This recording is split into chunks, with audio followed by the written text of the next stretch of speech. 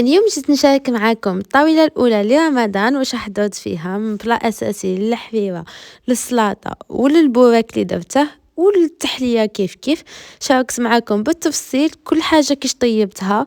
تبعوني باش نعطيكم الوصفات. هنا بديت لكم بالحريرة. قبل كل شيء كاكم دايرين، كاكم رمضان، كاكم عن نهار الأول، إن شاء الله يكون فات عليكم غاية وتكونوا فوتوا غاية. يلا نبدي مع الوصفات تاع الحبيبه. كما كتشوفوا انا هنا استعملت واحد 6 حبات هكا تاع زوديه وزوج حبات كابويا كما كتشوفوا وزوج حبات تاع بطاطا. للامانه ما خدمتش ب3 تاع الحبات.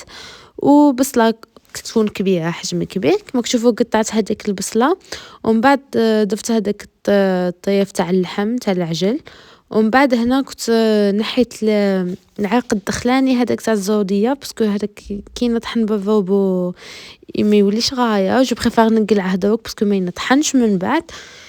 من بعد كما كتشوفوا قصيت الزوديه وقصيت الكابويا يعاود كيف وقصيت البطاطا. وها هي اللي قلت لكم ما درتش 3 تاع الحبات، جاتني البطاطا بزاف درت غير زوج قطعتهم هكا كاويات صغار. ومن بعد ضفت هذيك الطماطم انا كانت عندي في الكونجيلاتور واجده مطحونه قدر واحد 4 ولا 5 تاع حبات يكونوا تما. بعد ضفت مغرف كبير تاع سكينجبير ونص مغرف تاع القرفه وزيدوا عليها مغرف تاع فلفل الكحل وزوج مغارف تاع الملح باش الخضره تاعكم تطيب في الملح غايه واللحيمه تاني. من بعد ما وقت بالماء حامي ما وقت غايه قدر ما يطيب لي اللحم باسكو اللحم تاع العجل يطول شويه. ومن بعد ضفت القزبر المنور باسكو اساس تاع هاد الحبيبه باش تجيكم بنينه هو القزبر المنور. وزدت حتى لهذوك العروق راني تشوفون يعني قلعتهم مع اللحم بعد ما طابت الحبيبه وطاب اللحم. ديك العروق يزيدوا يطلقوا البنه. من بعد طحنت هذيك الخضره غايه بالميكسر بالروبو ومشيت نصفيها. انا نبغي نصفيها باش هكا الحيوه تاعي تجي شابه المنظر تاعها وتجي من احسن باش كامل هذيك البقايا ما يقعدوش هكا شغل تجي مختنه.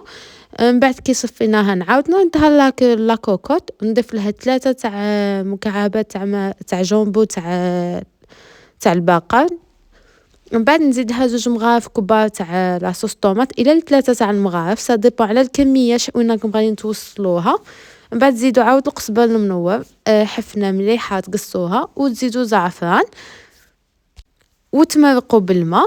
من بعد تجيو ولاتك الخلطه اللي نزيدوها تاع التوابل ديروا فيها 2 مغارف كبار تاع الفرينه و2 مغارف صغار تاع سكينجبير وقولوا مغرف تاع قرفه ومغرف تاع فلفل الكحل ومغرف كبيره تاع الحماره و2 مغارف تاع الملح وفاس تاع المغرف كبابه. ايوا تخلطوا غايه هذاك الخليط ومن بعد قاد تضيفوه للحبيبات تاعكم كما كتشوفوا وميم طون نضرب بالميكسر باش الفرينه ما تكتليش. من بعد عاود نبقاو نضيفوا الماء الحامي وميم طون ثاني عاود نضربوا بالميكسر ونرجعوها للنار تغلي. هنا جيت نتحضر معكم الطبق الرئيسي. هنا كاس عندي كفته تاع الدجاج درت لها مغرف ملح ماشي كامل مغرف حنا نقولوا شويه ناقصه. درت لها مغرف تاع سكينجبير تاني ناقصه ماشي كامل نص مغرف فلفل الكحل نص مغرف كمون ونص مغرف حماره والثوم والقزبر و3 مغارف تاع لا شابلور وشويه زيت.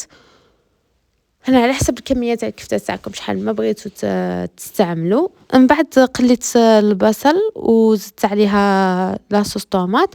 بعد درت سكينجبير درت فلفل الكحل حماره الثوم كما كتشوفوا زعفران جامبو والملح وشويه ثاني قرفه. من بعد كما كتشوفوا زدت القزبر ثاني هنا استعملت قزبر منور. كي غلات لي داك الماء قصت عليها الزيتون اللي كنت ديجا مغلياته 3 تاع المرات باش قلعت له الملح تاعه. من بعدها ضفت هذيك الكويات تاع الكفته اللي كنت كورتهم بيان وفي التالي ضفت كي طابت لي الكفته وحسيتها بلي صاي يدخلها الطياب ضفت الشامبينيون وخليته يطيب. من بعد مشيت نحضر الكفته تاع البوراك اللي درت فيها غير الفلفل الكحل والثوم والملح والمعدنوس فقط وقليتها. من بعد مشيت عاود نحضر الحلو. انا الحلو درته اليوم بالروز.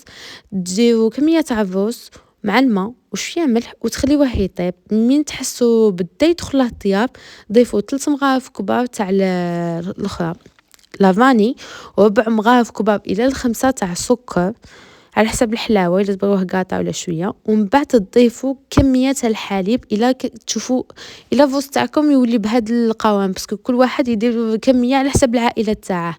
ومن بعد تردوه يغلي كيما راكم تشوفوا. هنا كنت نحضر ديك المعقودات الصغار اللي درتهم، اللي درت فيها الثوم، الكمون، فلفل الكحل والخضر والمعدنوس، وحركتها مليح. من بعد عاودوا غادي تخلطوا معايا، بصح غير سمحوا لي ركزوا معايا. من بعد كي طاب لي غايه داك الرز في الحليب، تقبضوا الميكسور تخبطوه غايه، ومن بعد عاود تضيفوا له الحليب وتخلطوه وتردوه للنار يزيد يغلي عاود شويه. من بعد هنا كنت نعمر البوراك اللي درت فيه غير الفرomاج لداخل. عجبني بزاف هاد البوراك تاع العائله، وخرج يقرمش متأمنوش عقلكم كيفاش جاب فريمون بنين، والقرمشه تاعه ما غبنيش كامل في القلي. انا استعملت درت على شكل طويل. عاودوا ميم طون مشيت نعمر هذيك المعقوده، شغل درت فيها لداخل الفرomاج كما كتشوفوا، ولميتها غايه ودرتها على حسب هذا الشكل صبيعات. تشوفوا من بعد كي تخرجوا الرز من بعد ما غلى عليه شويه نار وتخرجوه، شوفوا القوام تاعه كيش يولي داير اكزاكتومون. هذا هو القوام اللي خصكم تتحصلوا عليه. هنا زدت له لاغوم تاع الفرomboise، يجي بزاف بنين، خير تاع الفخاز ماشي بنين بزاف البنات، بصح تاع الفرomboise فريمون بنين. ومن بعد شغل قعدت ندير الفازات في الطرف ونعمر الرز في الوسط كما كتشوفوا. وهنا كنت نقلي هاد المعقوده اللي كنت غطستها جوست في لا شابلور والحليب والفارينه والمايزينا باش تجي كونسيونط، ما درتلهاش البيض.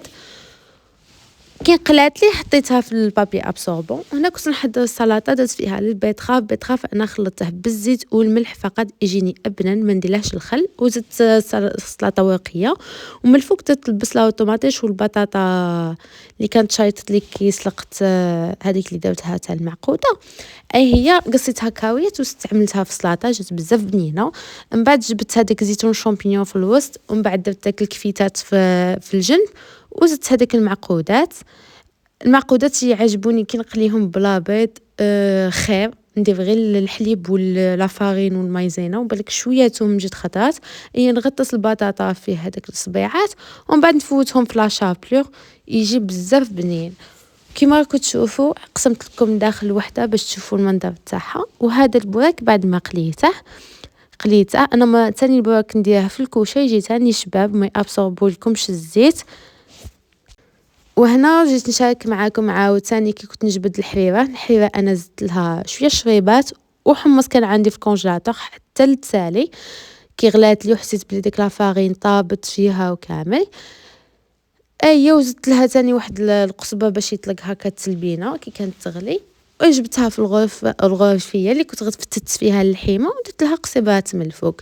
من بعد جيت نديكوري معاكم التحليه. هاد التحليه شو غادي ندير لها كيما لا جولي من الفوق. استعملت 75% من الكاس تاع السكر، وعمرت الكاس تاع الماء، زيدوا لها 2 مغارف تاع المايزينا، وتخلطوا مليح هاد الخليط وتديوه يغلي في النار. هنا كنت نوريكم الشكل تاعها كي جات كي استفنا كلشي. شوفوا القوام تاعها كيش يدير كي تخرجوه من النار كي يتماسك. ومن بعد تخلطوا تزيدوا هذاك لاغوم اللي استعملناه تاع الفرomboise وتخلطوا غايه بنين. هاد لاغوم فريمون بنين. ومن بعد ما هو حدو حامي تزيدوا هذاك شويه تاع الزبده يزيد لها مذاق رائع هاد لا جولي. ومن بعد تزيدوها من فوق التحليه كما راكم تشوفوا، وتقصوا فرازه على 2 وتحطوها من الفوق، وتكونوا كملتوا تحليه سهله مهله وبنينه بزاف بنينه. غير جربوها. اصلا مولف نديرها لهم بعده اذواق ماشي غير الفخاز، كنت نديرها بالليم، كنت نديرها بالبانان، اي ذوق بغيتوه يجي بنين. جربوها ما تندموش عليها كما كتشوفوا البنات. ولي شاطلي تاع الرز كاع في الاول كنت عزلته على خاطرش عندي الاب تاعي والاخ تاعي يبغيوه كيما هكا بالقرفه، درته لهم بالقرفه ودرت هذا تاع الفخاز كما راكم تشوفوا. هذه هي النتيجه النهائيه. ان شاء الله تكون نالت اعجابكم الوصفات تاع نهار اليوم، وتدخل عليكم رمضان بالصحه والهنا ان شاء الله. ما تنساوش تخليوا لي جيم وكومونتير. تهلاو في رواحكم، في الامان.